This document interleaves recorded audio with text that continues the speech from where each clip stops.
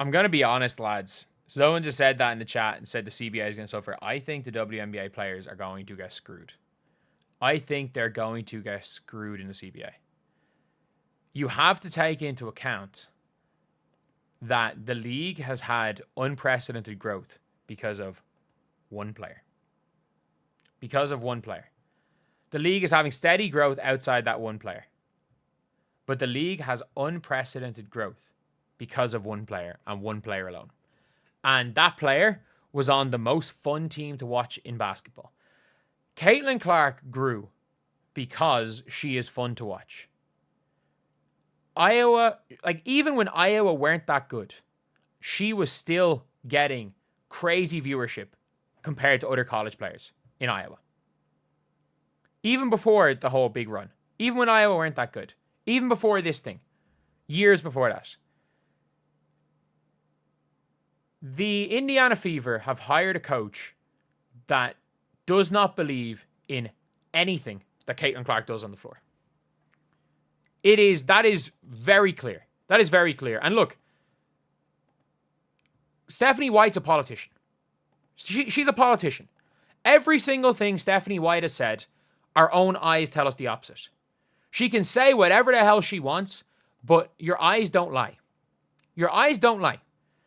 Everything that Stephanie White has said, the Fever have in fact done the opposite.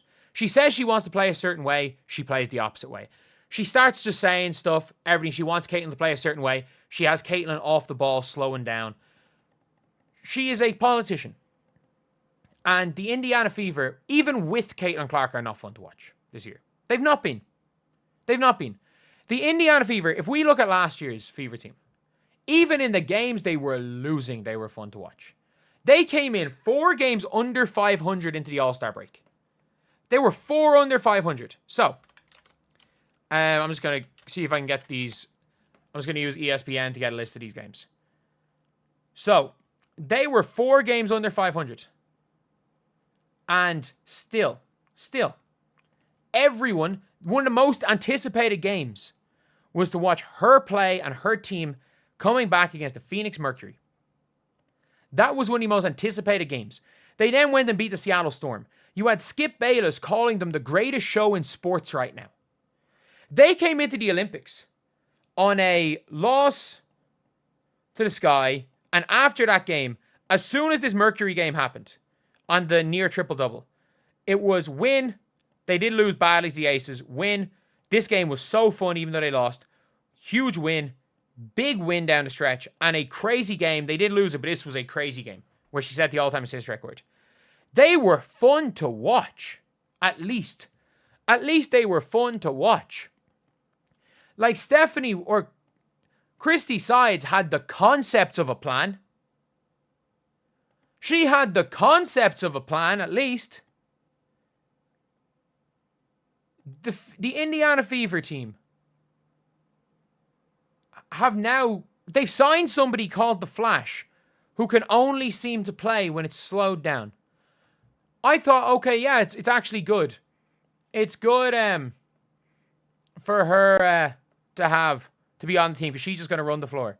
The team doesn't run. In 2 games, the team has 4 fast break points without Caitlin Clark.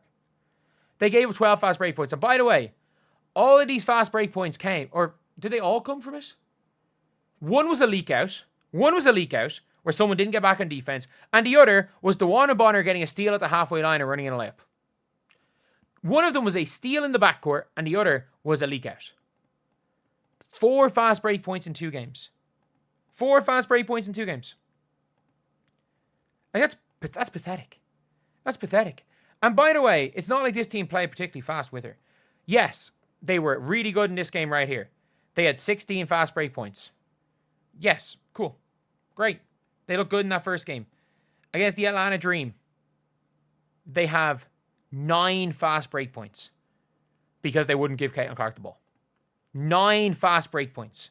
They win an ugly, grinded out game.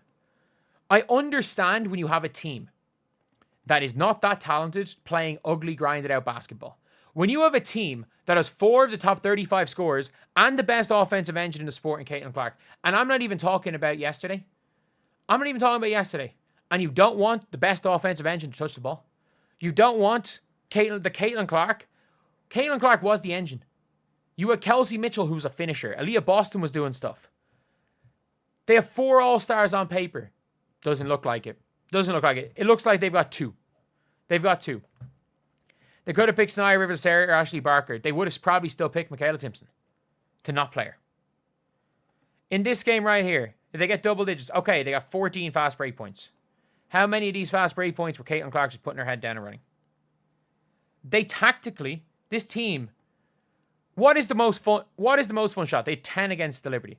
What is the most fun shot in basketball? The 3. The 3-point shot. This team doesn't shoot threes anymore. They don't shoot threes. They shoot less threes than notoriously bad shooting Chicago Sky. They shoot less threes in the Sky. And by the way, they are going to be behind the Chicago Sky in about 2 days. Like, they're going to have they're going to have the same record as Chicago Sky tonight. Just letting you guys know. Tonight, the Indiana Fever are going to have the same record as the Sky. They play boring basketball. Even when Caitlin Clark's back, they play boring basketball. Everything this season, everything is about this Fever team.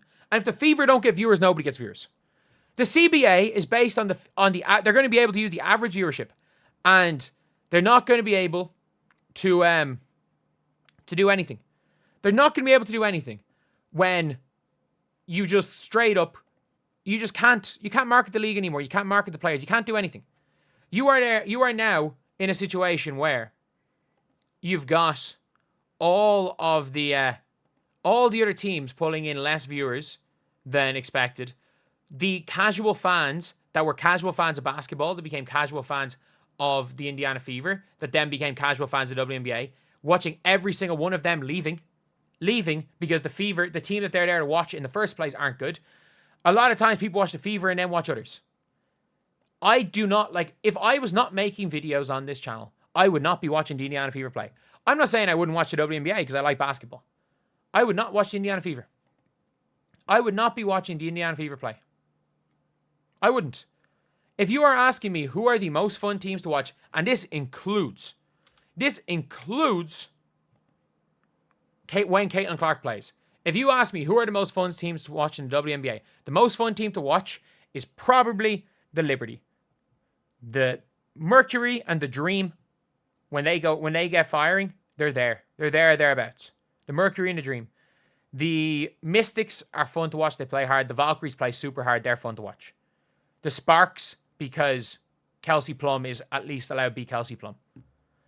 The Indiana Fever are more fun to watch than the Wings, the Sky, the Sun, the Storm, the Aces, the Lynx. If you don't like traditional fundamental basketball, they are in the bottom half of the most fun teams to watch.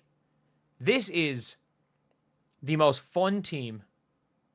Was the most fun team in basketball a year ago, and their coach has sucked the life out of these players. Their play style has sucked the life out of these players. Lads, when the Indiana Fever decided to ignore the game plan, and